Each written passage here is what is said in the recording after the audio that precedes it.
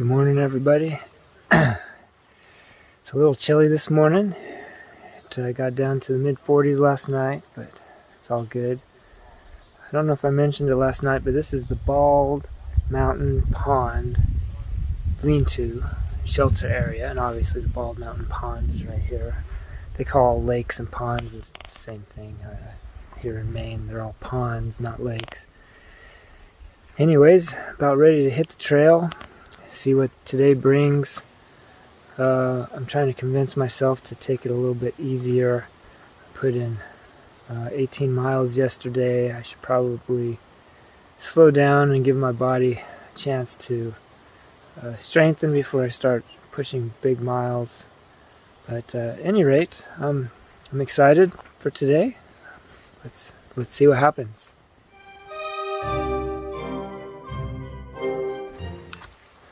Last night was actually a really neat night.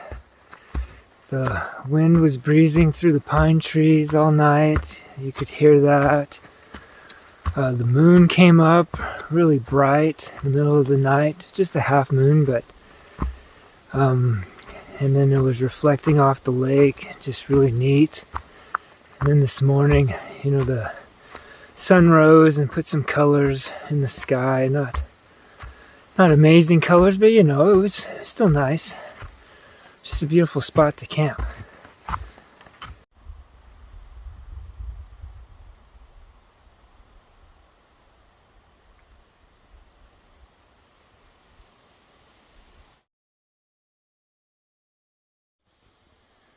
I probably haven't highlighted this too much, but these kinds of obstacles are quite common.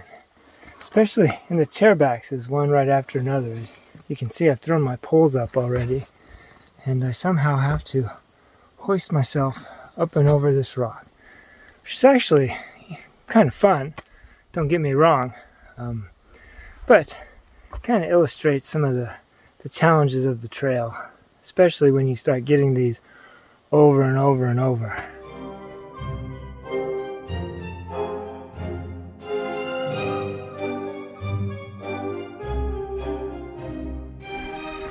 We're climbing up Moxie Bald Mountain right now. I think we're almost to the summit. But here's a nice shot of that lake I slept by last night. I was just at one of these little inlets, maybe over here or something.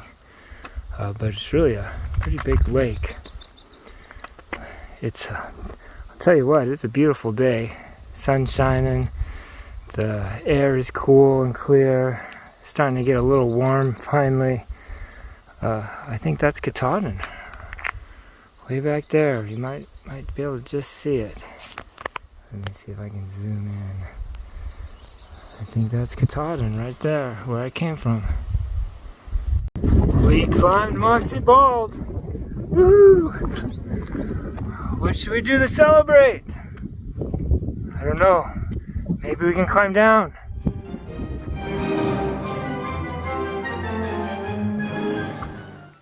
Well, I consider each day I am out here a blessing. It's wonderful to be out here, and I'm acutely aware that any day something could happen. You know, I'm really paranoid about my right knee that I've had problems with in the past. Anything could happen that would take me off and potentially end my hike. At the hostel I ran into Kyle. There was 4 of us that climbed Katahdin and started on the same day going south. Kyle, myself, old Doc Kelty, and Derek from Wisconsin. So Kyle, I guess, tore a ligament coming down Whitecap. Whitecap's the first peak you go over in the 100-mile wilderness. If you remember in my video, it's where I'm like, ah! There was 50-mile-an-hour winds and rain and fog. But he twisted his knee, I guess, and had to be hauled out of the wilderness. And I asked him if he'd seen Doc or Derek from Wisconsin, and he said that they were both off trail and out. I haven't fact-checked this. I don't know where he got his information from. But, you know, of the 4 of us that started, I'm the only one who seems to have made it through the first 100 miles, so that's pretty sobering. And like I say, counting each day on trail here, this wonderful place, a blessing.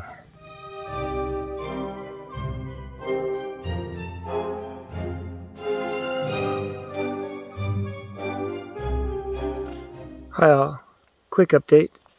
It's a little bit ironic that earlier today I was talking about how blessed I am to be on the trail still and enjoying every moment. And well, I've done something to my hamstring.